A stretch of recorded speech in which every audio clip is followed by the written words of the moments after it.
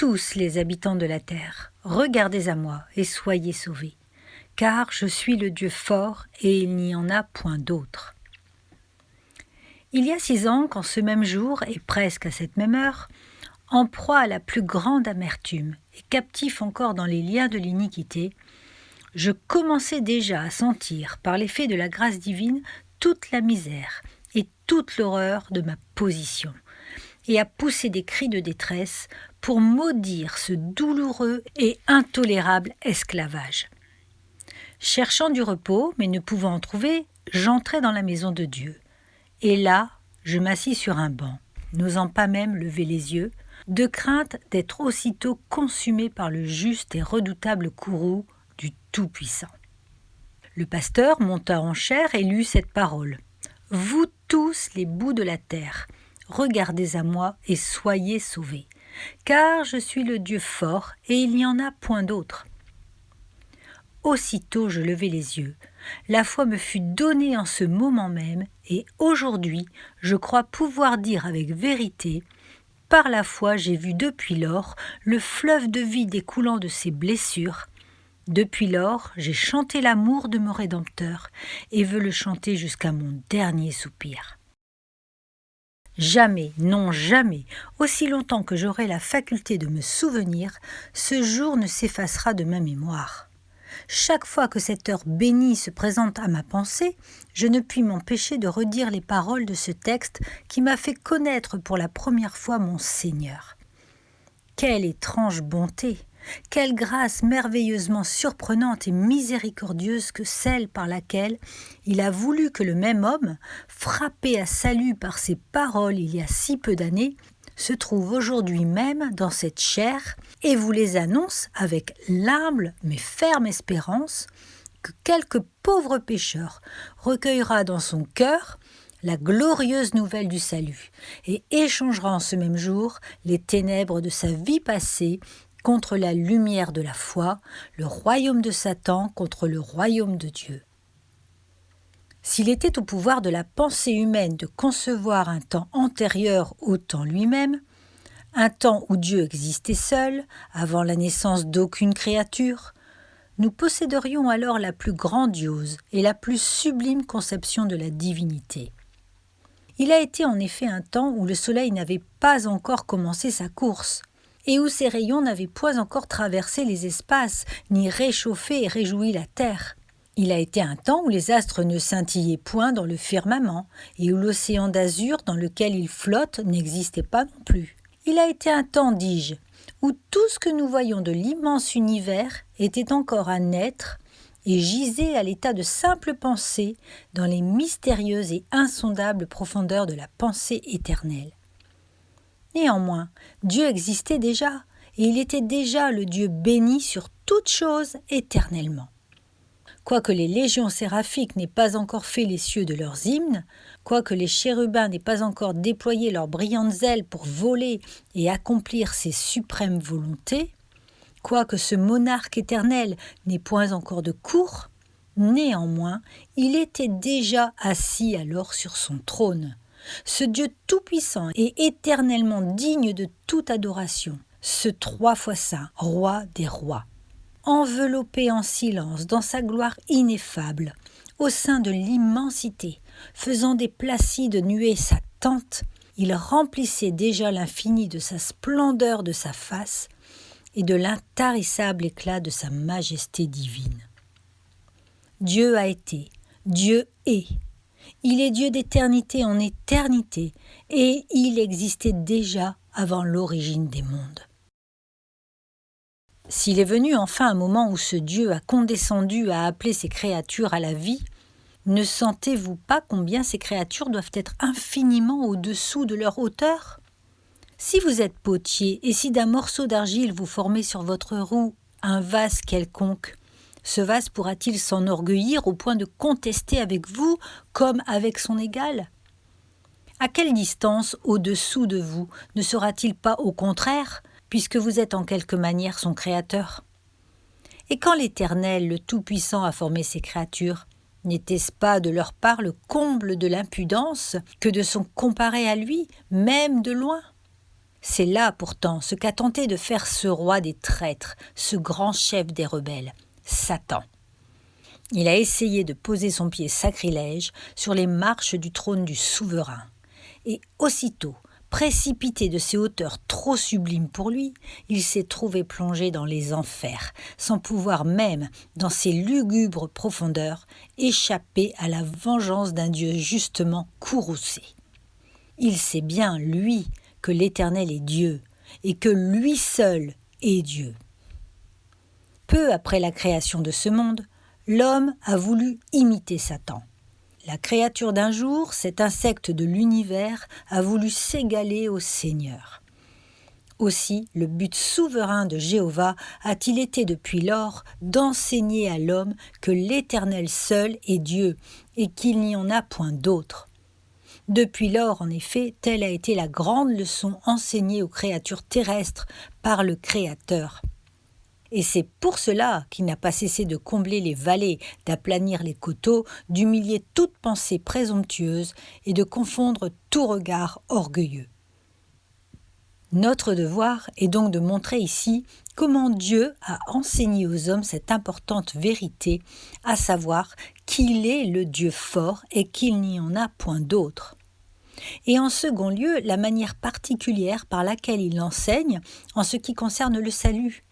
Regardez à moi, vous tous les bouts de la terre, et soyez sauvés, car je suis le Dieu fort, et il n'y en a point d'autre. Et d'abord, comment Dieu a-t-il enseigné cette leçon aux hommes ? En la leur enseignant avant tout à l'égard des faux dieux et de leurs adorateurs. L'homme, en effet, dans sa dépravation et son péché, s'est fait des dieux de bois et de pierre, puis s'est prosterné pour les adorer. Il a choisi le tronc d'arbre et il l'a façonné à l'image de l'homme mortel ou à celle d'un poisson de la mer ou d'un reptile de la terre, puis il a courbé son front et prostitué son âme devant ce travail de ses propres mains, lui donnant le titre de Dieu, quoiqu'il n'eût ni des yeux pour voir, ni des mains pour saisir, ni des oreilles pour entendre. Considérez maintenant dans quel mépris l'Éternel a enseveli toutes les divinités de l'ancien paganisme. Où sont-elles aujourd'hui ? Leurs noms mêmes ne sont-ils pas presque tous oubliés ? Où sont-elles ces idoles sans nombre devant lesquelles s'inclinaient les innombrables multitudes qui habitaient Ninive ? Allez le demander à la vermoulure et à la pourriture qui les ont dévorées, ou bien allez les chercher sous ces gigantesques amas de ruines où elles sont ensevelies, ou bien encore venez en voir les restes mutilés dans nos musées, où on les livre au regard des curieux et des savants, et où vous sourirez de pitié en pensant que jadis des hommes ont pu adorer de si hideuses figures. Et les dieux de la Perse, où sont-ils ? Voici, le feu de leurs autels est à jamais éteint, et les adorateurs du feu ont disparu de la face de la terre. Et les dieux de la Grèce, où sont-ils ? Où sont ces belles et gracieuses divinités toutes pleines de la plus charmante poésie et qui inspirèrent les plus célèbres épopées ? Où sont-elles ? Elles ont passé. On n'en parle plus que comme d'un souvenir des anciens temps. Jupiter ? Qui songe aujourd'hui à se prosterner devant lui ou qui songe à adorer Saturne. Ils ont fait leur temps et on les a oubliés. Et les dieux de l'antique Rome, où sont-ils ? Le temple de Janus s'ouvre-t-il et se ferme-t-il encore ? Les Vestales entretiennent-elles pieusement quelque part leur feu sacré ? Connaissez-vous quelqu'un qui veuille encore adorer ces déesses ? Non, elles ont été culbutées du haut de leur trône. Savez-vous aussi ce que sont devenus les dieux vénérés autrefois dans les îles de la mer du Sud, véritables démons, devant lesquels de misérables créatures humaines se prosternaient il n'y a pas longtemps ? Ils sont presque entièrement oubliés. Demandez aux habitants de la Chine et de la Polynésie de vous indiquer ce que sont devenus les dieux devant lesquels ils s'inclinaient. Demandez, demandez. Et seuls les échos lointains répondront « Demandez, demandez ». Ils ont été arrachés de leur temple et mis en pièces. Le piédestal de leur statue a été renversé, leur chariot a été brisé, leur sceptre est tombé de leurs mains et leur gloire n'est plus. L'Éternel a remporté la victoire sur les fausses divinités et a démontré à leurs adorateurs que lui seul est Dieu et qu'il n'y en a point d'autre. Reste-t-il sur la terre des faux dieux ou des idoles devant lesquels les nations se prosternent de nos jours ? Attendez quelque temps, et vous les verrez tomber à leur tour. La cruelle idole de Jaggernaut, dont le char écrase encore les hindous qui se couchent sous ses roues, sera bientôt l'objet de l'universel mépris. Bientôt les plus célèbres divinités de l'Orient moderne, Bouddha, Brahma et Vishnu, tomberont à terre, seront foulés aux pieds et traînés dans la fange des rues. Car l'Éternel veut enseigner aux hommes cette solennelle vérité que lui seul est Dieu et qu'il n'y en a point d'autre. Observez maintenant comment l'Éternel a su enseigner cette même vérité aux nations. De puissants empires se sont formés sur la terre et ont été comme les dieux de leur époque. Leurs rois et leurs princes se sont arrogés des titres divins et les multitudes se sont prosternées devant eux. Mais demandez aux empires s'il est d'autre Dieu que l'Éternel. Il me semble entendre dire les orgueilleuses paroles de Babylone. « Je suis reine, je ne suis pas veuve, je n'aurai point de détresse, je suis Dieu et il n'y en a point d'autre que moi. » Allez, prenez-vous parmi les ruines de la grande cité et au milieu de ces innombrables débris, vous verrez se dresser l'esprit prophétique de l'écriture sainte, vieux prophète aux cheveux blancs, répétant d'une voix solennelle ces paroles « L'Éternel seul est Dieu et il n'y en a point d'autre. » Allez auprès de Babylone, gravissez les monticules de sable qui recouvrent ses cendres. Allez auprès de Ninive et du haut de ces monceaux de ruines, vous entendrez la même voix disant « Il n'y a qu'un Dieu ».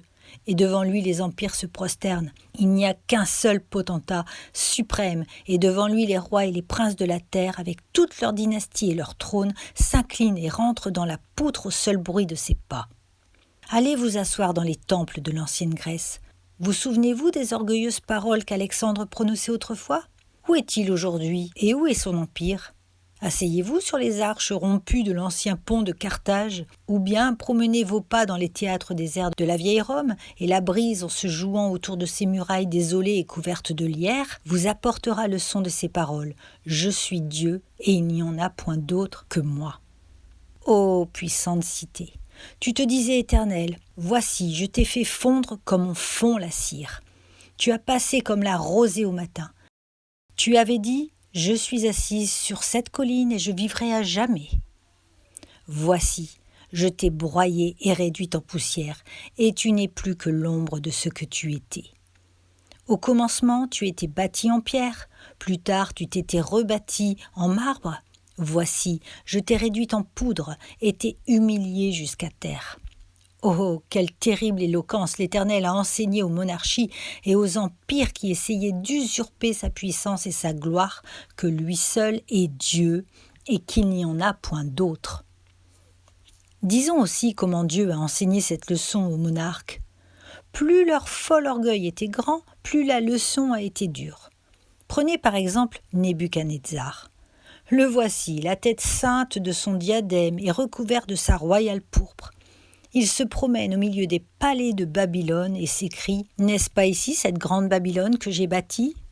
Voyez maintenant dans ses champs cette bête qui broute, c'est un homme que vous voyez là. Un homme, dites-vous ? Mais ses cheveux sont devenus comme le poil d'un ours et ses ongles sont semblables aux cerres d'un vautour.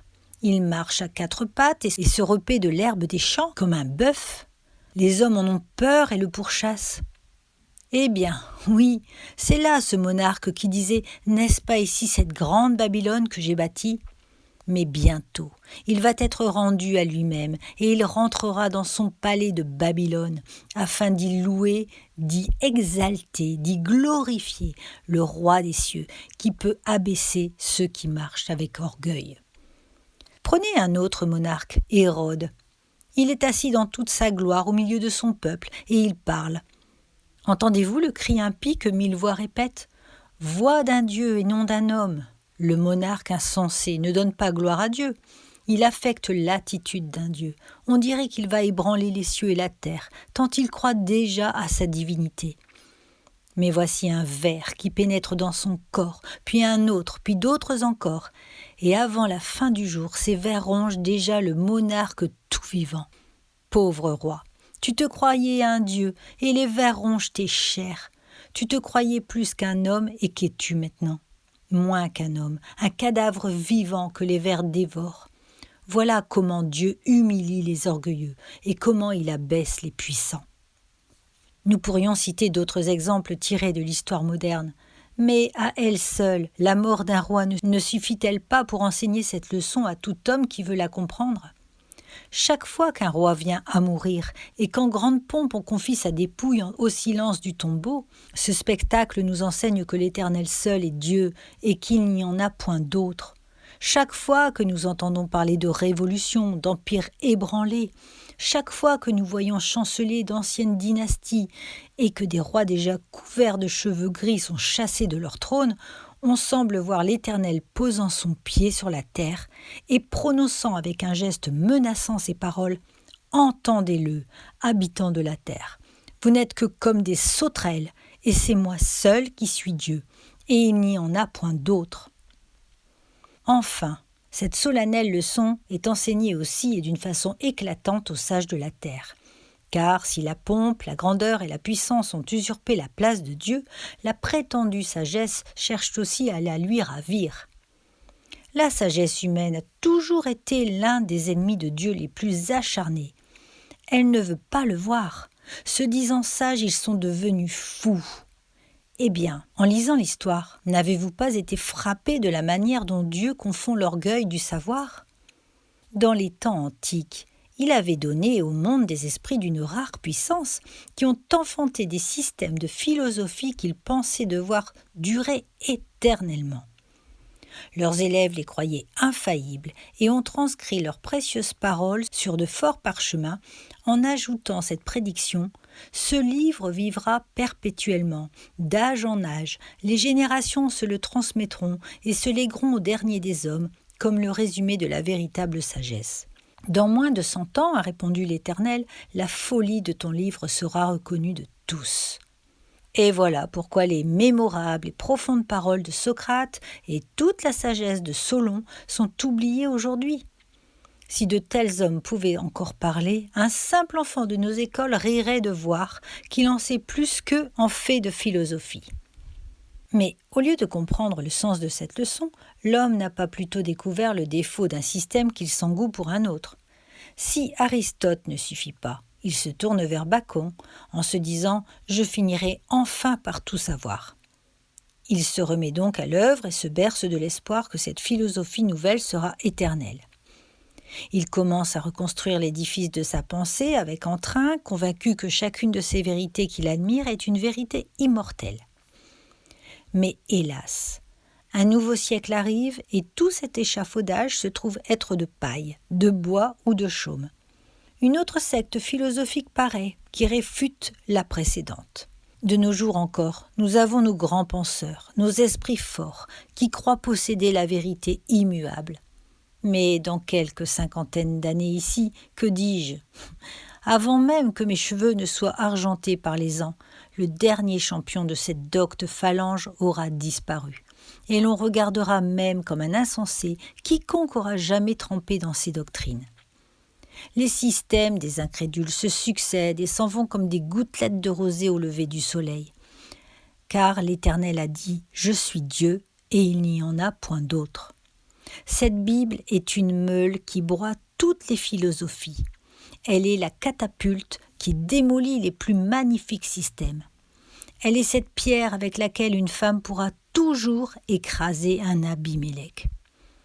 Ô Église de Dieu, ne crains rien. Tu feras des choses merveilleuses, tu confondras la sagesse des sages, et tu sauras que l'Éternel seul est Dieu et qu'il n'y en a point d'autre. Mais vraiment, dira quelqu'un, l'Église de Dieu n'a pas besoin qu'on lui enseigne cette grande vérité. Oui, elle en a besoin, car les êtres que Dieu a rendus les objets particuliers de son amour sont les plus enclins de tous à oublier ce principe fondamental de toute vérité, à savoir que l'Éternel est Dieu et qu'il n'y en ait aucun autre. L'Église de Canaan l'avait bien oublié. Alors qu'elle se livrait à l'adoration des faux dieux et s'attirait les plus rudes châtiments, les enfants d'Israël l'avaient bien oublié, alors que pour les en punir, Dieu les fit emmener captifs en Babylonie. Et à l'instar des Juifs de Canaan et des Juifs de Babylone, nous l'oublions aussi, nous qui vivons en ces derniers temps. Nous aussi, nous perdons souvent de vue que l'Éternel est Dieu et qu'il n'y en a point d'autre. Le chrétien qui m'entend ne sait-il pas en ce moment de quoi je veux parler ? Ne l'a-t-il jamais oublié lui-même ? À une certaine époque de sa vie, il a été prospère. Un vent propice et caressant a poussé sa nacelle vers l'objet de ses désirs, et il s'est dit en lui-même « Maintenant me voilà en paix, je possède le bonheur. Ce que je désirais depuis si longtemps, ce que je poursuivais avec tant d'ardeur m'appartient enfin, et je peux dire à mon âme, repose-toi, mange, bois et te réjouis. Je suis pleinement satisfait de ce que j'ai obtenu. Faisons-en nos dieux et adorons-les à notre aise. Et n'avons-nous pas vu alors la main du Tout-Puissant nous arracher la coupe, répandre toutes les douceurs qu'elle contenait et nous la rendre ensuite pleine de fiel? Ne l'avons-nous pas entendu nous dire alors « Bois, bois ». Tu croyais trouver un Dieu sur la terre, bois cette coupe jusqu'à la lie et savoure-en toute l'amertume. Nous l'avons vidée cette coupe et nous l'avons trouvée bien amère. Aussi nous sommes-nous écriés « Assez, assez, Seigneur, je comprends maintenant que tu es Dieu et qu'il n'y en a point d'autre. » Que de fois aussi nous avons fait des projets pour l'avenir sans demander la permission de Dieu. Nous avons agi souvent comme les insensés dont parle saint Jacques, qui disait « Nous ferons telle et telle chose demain. Nous achèterons, nous vendrons et nous ferons bon profit. » Tandis qu'ils ne savaient pas ce que le lendemain leur réservait. Car avant qu'ils se soient seulement levés sur eux, ils étaient déjà incapables d'acheter ou de vendre. La mort les avait atteints, et quelques pieds de terre avaient suffi pour cacher leurs dépouilles. Tous les jours, par la maladie, par l'affliction, par la tristesse, par les chutes, par les temps de sécheresse spirituelle, par la disparition des joies de sa communion, Dieu nous enseigne qu'il est Dieu, et qu'il n'y en a point d'autre. Et n'oublions pas qu'il est tel serviteur de Dieu, appelé à opérer de grandes choses, qui n'en doit apprendre que d'autant plus durement cette précieuse vérité. Qu'un homme soit appelé, par exemple, à prêcher l'Évangile, qu'il le prêche avec succès, que Dieu le seconde, que des milliers viennent s'assembler autour de lui et se suspendre à ses lèvres. Aussi certainement que cet homme est homme, il aura la tentation de s'élever outre mesure, de compter trop sur lui-même, et d'autant moins sur Dieu. Que ceux qui en ont fait l'expérience disent si cela est vrai, oui ou non. Ils sont obligés de me répondre « c'est vrai », ce n'est que trop vrai. Si Dieu nous confie une mission particulière, nous ne manquons jamais de détourner à notre profit une partie de cet honneur et de cette gloire. Aussi, n'avez-vous pas observé, en lisant la vie des chrétiens éminents, de quelle manière Dieu leur enseigne qu'il est seul Dieu et qu'il n'y en a point d'autre? Le bienheureux Paul de Tarse, qui avait reçu tant de révélations d'en haut, aurait pu se croire presque une divinité et s'enfler outre mesure si Dieu, comme il le dit lui-même, ne lui avait mis une écharde dans la chair. Cette écharde était là pour lui rappeler qu'il n'était pas un Dieu, car un Dieu ne saurait avoir d'écharde dans sa chair. Dans certains cas, le Seigneur enseigne cette vérité à ses ministres en leur refusant son secours dans des circonstances particulières. Nous montons en chair en nous disant « Oh, que je voudrais avoir aujourd'hui une bonne journée !» Nous commençons notre œuvre, nous avons prié auparavant avec tout autant d'assistance et de persévérance qu'en d'autres temps. Malgré cela, nous voilà tout aussi misérables qu'un cheval aveugle qui fait tourner la meule d'un moulin et semblable à Samson devant Delilah. À notre grande surprise, nous ne réussissons qu'à nous battre les flancs, frappant, mais à l'aventure et ne remportant point la victoire. Ces humiliantes expériences nous démontrent que l'Éternel seul est Dieu et qu'il n'y en a point d'autre. Dans d'autres cas, le Seigneur enseigne cette vérité à ses ministres en leur laissant voir la corruption naturelle de leur nature. Dans de semblables moments, le ministre de Dieu parvient à avoir une révélation si claire et si humiliante du vrai fond de son cœur qu'il se sent entièrement indigne de gravir les degrés de sa chair pour prêcher aux autres, et qu'il aimerait bien mieux s'asseoir sur un banc pour écouter et se frapper la poitrine. Quoique les précieuses promesses de notre Dieu fassent toujours palpiter notre cœur de joie, il nous est cependant arrivé plus d'une fois de chanceler sur les degrés de notre chair à la pensée que le plus grand des pécheurs ne devrait pas prendre la parole pour exhorter ses frères. Ah, bien-aimés, Je ne pense pas que le prédicateur qui n'est pas descendu ainsi dans les plus sombres profondeurs de son cœur et qui ne s'est jamais écrié « C'est par grâce que la tâche d'annoncer aux âmes les insondables richesses de Christ m'a été confiée, à moi qui suis le moindre des saints. » Je ne crois pas, dis-je, que ce prédicateur produise jamais d'heureux résultats, quelle que puisse être d'ailleurs son éloquence. Au reste, Dieu se sert encore à l'égard de ses ministres d'un autre moyen non moins efficace. S'il ne les travaille pas directement par son esprit, il leur suscite une nuée d'ennemis afin de montrer qu'il est seul Dieu et qu'il n'y en a point d'autre. Ceci me rappelle une belle hymne du célèbre Whitefield qui montre à quel point il mettait toute sa confiance en Dieu seul. On peut bien dire que Dieu était en lui.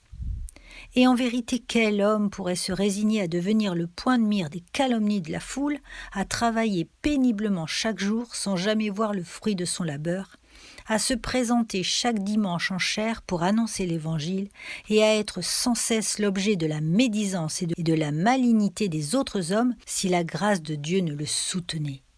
Quant à moi, je puis bien dire que, n'était l'amour de Christ qui me presse, cette heure serait la dernière de mon ministère, tant est grande la charge que je porte. Mais une impitoyable nécessité nous pousse, que dis-je, malheur à nous si nous ne prêchons pas l'Évangile. Or, les contradictions par lesquelles le Seigneur laisse passer parfois ses serviteurs leur apprennent à voir d'une manière évidente que l'Éternel seul est Dieu et qu'il n'en est aucun autre. Si tous applaudissaient, si tous étaient heureux de nous entendre, nous nous croirions bientôt des dieux, tandis que lorsqu'on nous siffle et nous hue, nous tournons les yeux vers le Seigneur et nous nous écrions « Si l'on me couvre de honte, si l'on m'accable de reproches, à cause de ton saint nom, je bénirai mon opprobre, pourvu que tu te souviennes de moi. » Ceci nous amène à la seconde partie de notre discours. Le salut est la plus grande de toutes les œuvres de Dieu. Aussi est-ce là surtout qui nous enseigne cette vérité si importante que l'Éternel seul est Dieu et qu'il n'y en a point d'autre. Notre texte nous dit de quelle manière il nous l'enseigne. Il est dit « Regardez à moi, vous tous les habitants de la terre, et soyez sauvés. » Dieu nous montre ici qu'il est Dieu et qu'il n'y en a point d'autre de trois manières. Premièrement, par la personne sur laquelle il dirige nos regards. Regardez à moi. Deuxièmement, par le moyen qu'il nous indique pour trouver grâce. Regardez, le simple regard. Troisièmement, par les personnes qu'il invite à regarder à lui. Vous tous les bouts de la terre. En premier lieu, vers qui devons-nous regarder pour obtenir le salut ? Combien la réponse à cette question est humiliante pour l'orgueil humain. Regardez à moi, vous tous les bouts de la terre, et soyez sauvés. Il n'est pas dit regardez au ministre de la religion et soyez sauvés, car alors il y aurait d'autres dieux que l'Éternel, et après cela il y en aurait d'autres encore.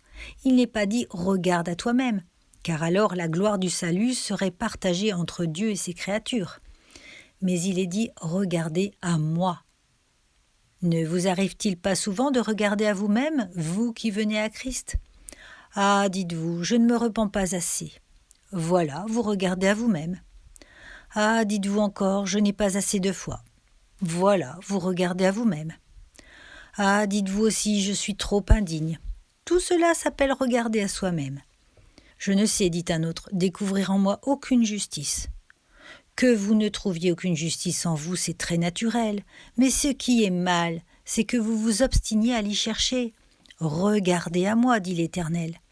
Dieu veut que vous détourniez vos yeux de vous-même et que vous les fixiez sur lui. Or, ce qu'il y a de plus difficile au monde, c'est d'amener un pécheur à détourner ses yeux de lui-même. Aussi longtemps qu'il vivra, il éprouvera toujours une singulière inclination à tourner ses regards en dedans pour se considérer lui-même, tandis que le Seigneur lui dit « Regarde à moi ». J'entends une voix qui s'échappe du jardin de Gethsémanée, où la sueur sanglante de Jésus distille le pardon. J'entends une voix qui descend de la croix du calvaire, où les mains de Jésus cruellement meurtries laissent s'échapper la miséricorde, et cette voix nous crie « Regardez à moi ». vous tous les habitants de la terre, et soyez sauvés. » Du haut de la colline de funèbre mémoire, où retentirent jadis ces paroles, tout est accompli. Les échos m'apportent encore le son lointain de ces autres paroles. Regardez et soyez sauvés. Mais des profondeurs de notre âme s'élève une autre voix perverse et menteuse, qui répond « Non, non, regarde plutôt à toi-même. » Oui, mon cher auditeur, oui, regardez à vous-même et vous serez damnés. Regardez à vous-même et telle sera très certainement votre fin dernière. Ah, aussi longtemps que vous regarderez à vous-même, je désespérerai de votre salut. Ce qui peut vous sauver, ce qui n'est certes pas la contemplation de ce que vous êtes, mais uniquement la contemplation de ce que Dieu est et de ce qu'est le Sauveur. Et pour cela, il faut que vous cessiez de vous contempler vous-même et que vous contempliez le Seigneur. Dans quelle profonde erreur se trouvent la plupart des hommes à l'égard de l'Évangile ? Ils croient que la justice est ce qui nous rend aptes à venir à Christ, tandis que c'est précisément ce qui nous en éloigne. La seule qualification pour venir à Jésus, c'est le péché. Un vieil auteur disait « La justice m'empêche d'aller au Sauveur ». Et cependant, ce ne sont pas les gens bien portants qui ont besoin de médecins, mais les malades. Lorsque je sens mon péché, c'est alors que je viens à lui, et une fois à ses pieds, plus je me sens pécheur, plus j'ai de raisons de compter sur sa miséricorde. Écoutez ce que disait David, et cette parole est bien digne de remarque. « Aie pitié de moi, car mon iniquité est grande. » Mais, ô roi prophète, pourquoi ne disais-tu au contraire, car mon iniquité est petite ? Ah, c'est parce que David savait que plus ses péchés étaient considérables, plus il avait de raisons de demander son pardon. Plus un homme se sent vil et condamné, plus je m'empresse de le pousser vers Christ.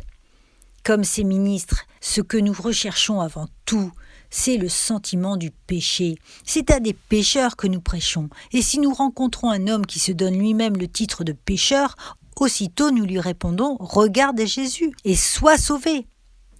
Le Seigneur ne te demande absolument qu'un regard, et ce regard, il te le donnera lui-même. Si tu regardes à toi-même, tu es perdu pour l'éternité, car dans ce cas, ô homme, tu es un mécréant et un misérable, rempli de souillure et recouvert d'hypocrisie et d'orgueil. La hideuse corruption de ton cœur se répand autour de toi comme une odeur nauséabonde qui corrompt ce qui t'entoure. Or ça, viens ici, malheureux. Le vois-tu, celui qui pend à cette croix ignominieuse ? Vois-tu sa tête se penchant lentement sur sa poitrine ? Vois-tu ce visage agonisant et tout empreint de douceur ?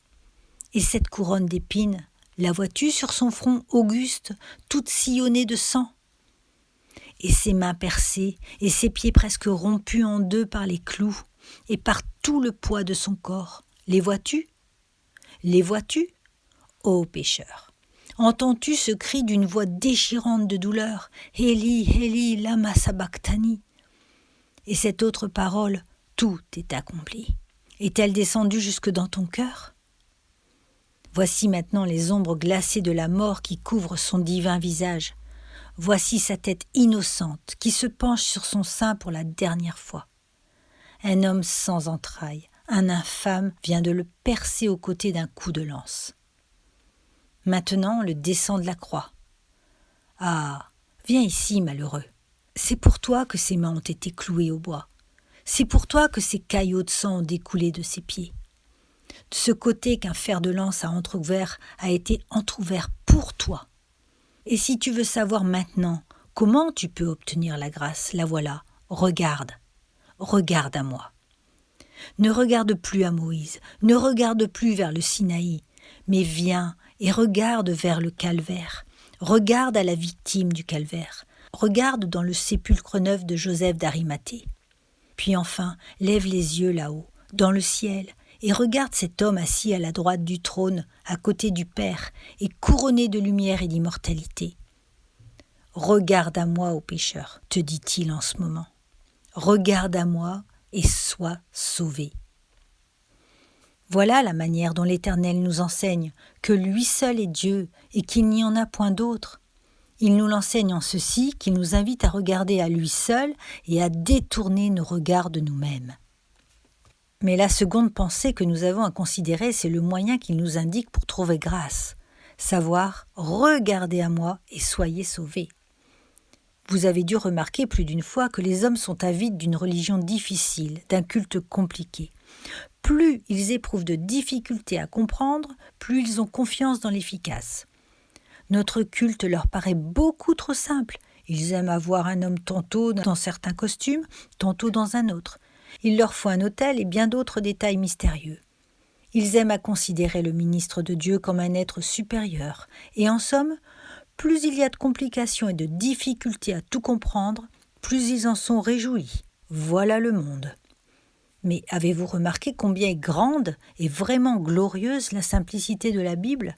Ce divin livre répudie toutes ces folies et se contente de nous parler des choses les plus simples dans le langage le plus simple. Regardez. Il n'est pas un seul homme inconverti qui entende avec plaisir ces paroles. Regardez à Christ et soyez sauvés. Au contraire, ils viennent tous à Christ comme Naaman le Syrien venait auprès d'Élisée. Et quand on leur dit « Va et lave-toi dans le Jourdain », ils répondent « Je croyais en vérité qu'il viendrait et qu'il placerait sa main sur la plaie et qu'il invoquerait le nom de son Dieu. » Mais me dire d'aller me laver dans le Jourdain, quelle parole ridicule! Tout le monde aurait pu m'en dire autant. Si le prophète lui avait ordonné d'accomplir quelque chose de très difficile, il l'aurait fait certainement. Et si je vous disais à mon tour que quiconque marchera sans lieu nu-pied ou fera telle autre chose impossible sera sauvé, vous vous mettriez peut-être en chemin dès demain, à la pointe du jour. Quand il me faudrait 7 années pour vous exposer le plan du salut, vous seriez tous impatients, j'en suis sûre, de voir commencer cette exposition. S'il n'y avait sur la terre qu'un seul docteur capable de montrer le chemin du salut, oh, comme on courrait après lui de toutes parts. Et quand même il le ferait en vieux langage, avec par-ci, par-là, quelques phrases latines ou quelques mots grecs, ce n'en serait que meilleur. Mais nous n'avons à vous annoncer qu'un évangile très simple, et toute notre prédication se résume en un seul mot, regardez. Quoi ? Vous écriez-vous. N'est-ce que cela ? Ah, ça n'en vaut pas la peine. Et comment serait-il possible que Dieu vous ait chargé de nous annoncer une chose aussi simple ? Afin de confondre votre orgueil et de vous enseigner que lui seul est Dieu et qu'il n'y en a point d'autre. Ô chers auditeurs, admirez plutôt combien est simple le moyen que le Seigneur emploie pour sauver. C'est le regard, toujours le regard, rien que le regard. Regardez à moi, vous tous, les bouts de la terre, et soyez sauvés. Tel théologien aura besoin d'un mois entier pour expliquer clairement le plan du salut, mais le Saint-Esprit n'a besoin pour le faire que d'un seul mot, et non seulement ce moyen est simple, mais calculez aussi combien il est prompt. Il faut du temps pour mouvoir sa main, tandis qu'on peut regarder instantanément. Aussi bien souvent le pécheur croit-il instantanément et au moment même où il se confie en son Dieu sauveur pour le pardon de ses péchés, il reçoit son salut, un salut plein et entier, par le sang de Jésus-Christ. Tel qu'il était entré ce matin en ce lieu, non justifié, peut s'en retourner justifié plutôt que les autres. Tel qu'il y a un instant était encore un grand pécheur, peut en ce moment avoir déjà reçu sa grâce. Il ne faut qu'un clin d'œil, un regard. Regardez. Moyen admirable, moyen universel aussi, car que je sois près ou que je sois loin, je puis toujours regarder. Il n'est pas même exigé que celui qui regarde voie, pourvu qu'il regarde, c'est tout ce qu'on lui demande. Quand nous regardons un objet dans l'obscurité, nous ne le voyons pas, mais si nous regardons, nous obéissons au commandement. Si donc un pécheur regarde Jésus, même dans les ténèbres, Jésus le sauvera.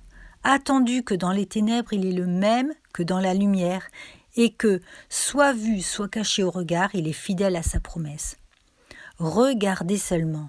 Ah, dira quelqu'un, j'ai cherché à voir Jésus cette année, mais je ne l'ai pas encore vu. Il ne vous est pas demandé de le voir, mais simplement de regarder à lui. Et ceux qui l'ont regardé, est-il écrit, en ont été illuminés. Ne vous inquiétez donc pas des obstacles qui sont encore entre lui et vous, et qui vous le cachent. Regardez seulement de son côté, dans la direction de sa croix, et c'est tout ce qu'il faut. Il ne s'agit pas tant de le voir, comme de le désirer, de le chercher, d'avoir faim et soif de lui, de se confier en lui, s'abandonner à lui. Regardez donc, regardez seulement et soyez sauvés. Ah, lorsque dans le désert, les malheureux qui avaient été mordus par les serpents tournaient leurs pupilles agonisantes et déjà éteintes vers le serpent d'airain, sans pouvoir le distinguer, ils n'en étaient pas moins rendus à la vie. Ce qui sauve donc le pécheur, ce n'est pas la vue, mais le regard. Quelle humiliante manière de se sauver, je le répète. Voici un homme qui se lève et qui dit « Bien, s'il fallait donner 25 000 francs pour mon salut, je les aurais donnés sans regret. » Mais votre or et votre argent sont pourris, ils ne sont bons à rien. Vous voulez donc que je sois sauvé de la même manière que ma servante ? Précisément, car il n'y a pas d'autre moyen de vous sauver. Voilà qui sert à convaincre l'homme que l'Éternel seul est Dieu et qu'il n'y en a point d'autre. L'homme qui se pique de science s'écrie à son tour « S'il m'avait fallu résoudre quelques problèmes inextricables ou découvrir quelques mystères étranges, je l'aurais fait. » Ne pouvez-vous me donner un évangile plein de mystères ? N'auriez-vous pas à me proposer une religion obscure ? Non, je n'ai à vous dire que ce mot « regardez ». Et quoi ? Voudriez-vous donc me faire entendre que je doive être sauvé à la manière de ce pauvre écolier déguenillé qui connaît à peine ses lettres ?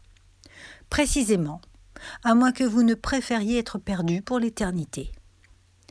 Un autre me dit « J'ai mené une vie honnête et exempte de tout reproche, toujours fidèle à toutes les lois de mon pays. J'ai scrupuleusement rempli tous mes devoirs. Et s'il me reste encore quelque chose à faire, je suis prêt.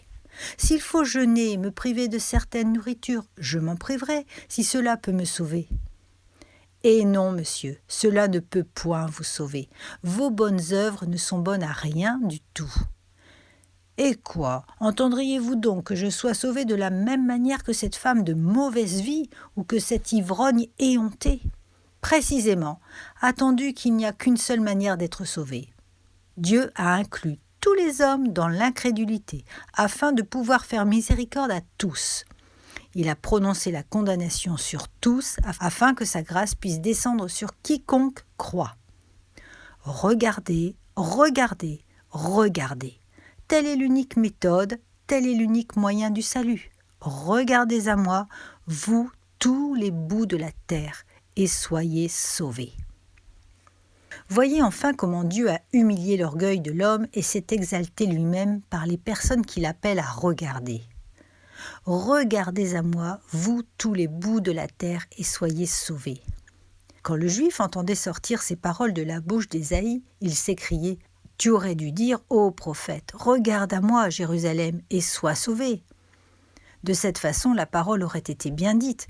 Mais est-ce que jamais ces chiens de gentils pourraient regarder eux aussi et être sauvés ?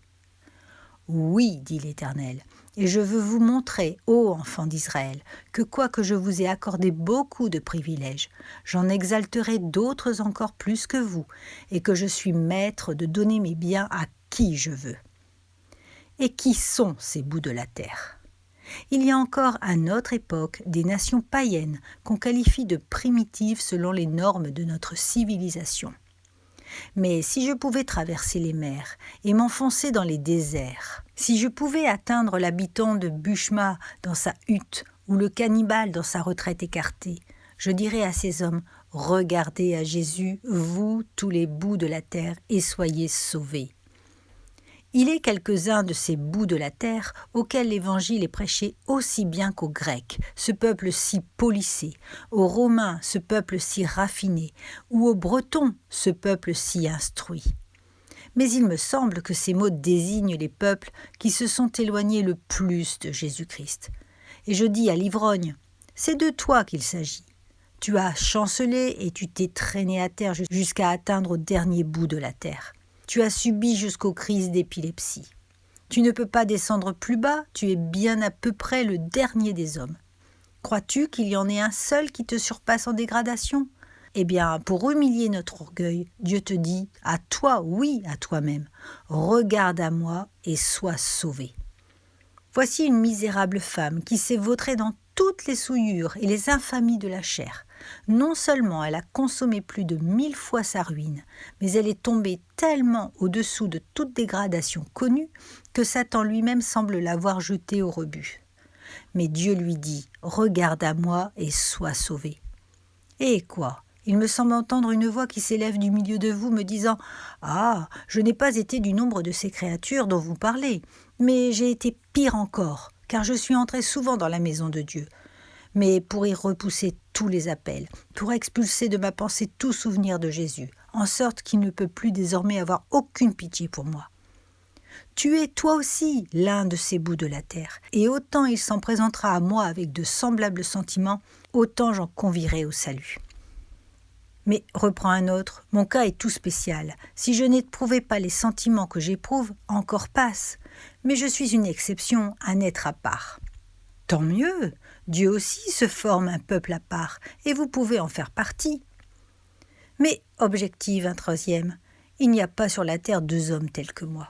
Vous n'en trouveriez pas un second qui ait reçu tous les appels qui m'ont été adressés. Et je les ai tous rejetés pour me vautrer dans le péché. Bien plus, j'ai commis des crimes que jamais je n'oserais articuler. Encore un des bouts de la terre. Aussi ne puis-je que répéter les paroles de mon maître. Regardez à moi et soyez sauvés, car je suis Dieu, et il n'y en a point d'autre. Mais le péché de mon cœur m'empêche de regarder. Et moi je te dis qu'à l'instant où tu regarderas, ton péché aura disparu. Mais je n'ose, il va me condamner, j'ai peur de regarder. Combien plus terrible sera ta condamnation si tu ne regardes pas. Crains, oui, mais regarde, que ta crainte ne retienne pas tes yeux. Mais il me rejettera, et c'est toujours. Mais je ne puis le voir. Je t'ai dit qu'il ne s'agit que de regarder.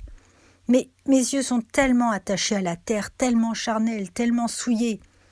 Ah, pauvre pécheur, c'est lui-même qui donne le pouvoir de regarder et de vivre. Il dit « Regardez à moi, vous tous les bouts de la terre, et soyez sauvés. » Recevez favorablement cette exhortation, vous qui connaissez déjà le Seigneur, et vous aussi qui n'avez regardé à lui qu'aujourd'hui pour la première fois. Dans toutes tes tribulations, souviens-toi, ô chrétien, de regarder à Dieu, et tu seras délivré. Dans tes plus cruelles angoisses, ô âme pécheresse, qui succombe sous le poids de la condamnation, souviens-toi de regarder à Jésus, et tu trouveras le pardon de tes iniquités. En haut les regards, en haut les cœurs. Souvenez-vous que par ce regard vous saisissez une chaîne d'or dont l'autre extrémité est fixée dans le paradis de Dieu. Regardez à Jésus et ne craignez rien. Celui qui marche, les regards attachés sur lui, ne serait jamais bronché. Celui qui regardait les étoiles tomba dans le précipice, selon que le dit la fable, mais celui qui regarde au Seigneur sera préservé de toute chute. En haut donc les regards et les cœurs. Regardez à lui et soyez sauvés. N'oubliez jamais que l'Éternel seul est Dieu et qu'il n'y en a point d'autre.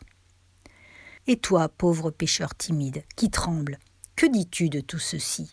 Veux-tu commencer dès aujourd'hui à regarder à Jésus ? Tu sens en ce moment combien tu es pécheur devant sa face. Tu sens à quel point tu es souillé. Et cependant, avant même de quitter ton banc, tu peux être justifié au même titre que les apôtres eux-mêmes.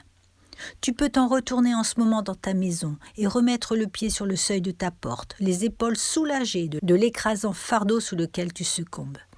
Tu peux t'en aller tout joyeux en chantant dans ton cœur « Je suis pardonné, oui, pardonné, je suis un miracle de la grâce. C'est aujourd'hui le jour de ma naissance spirituelle. » Oh, puisse ce jour être en vérité celui de beaucoup de naissances semblables, et que je puisse me présenter devant Dieu à mon tour en m'écriant plein d'exaltation « Me voici, Seigneur, avec les enfants que tu m'as donnés. » Écoute cette parole de David, ô pécheur convaincu de péché, de justice et de jugement. Cet affligé a crié à l'Éternel, et il l'a délivré de toutes ses détresses. Ah, venez et goûtez combien l'Éternel est bon. Aujourd'hui même, croyez en lui. Aujourd'hui même, remettez-vous en sa miséricorde pour le salut de votre âme coupable. Aujourd'hui même, que votre âme noircie par tant de souillure se lave et se purifie dans le sang de l'agneau. Présentez-vous devant sa majesté dépouillée de tout vêtement et de toute ombre de justice. Venez prendre place, vous qui avez faim et soif de Dieu, au merveilleux festin de tous ses biens les plus précieux. Regardez, Regardez à lui, vous dis-je, regardez en ce moment même, n'est-ce pas ? Cela vous paraît bien simple, et cependant c'est à quoi l'homme a le plus de peine à consentir. L'homme refuse obstinément de regarder jusqu'au moment où la grâce toute-puissante vient l'y incliner de sa main douce et irrésistible. Contrains-les donc par ton amour, ô mon Dieu, et grave dans tous nos cœurs cette parole. Regardez à moi, vous tous les bouts de la terre, et soyez sauvés. Amen.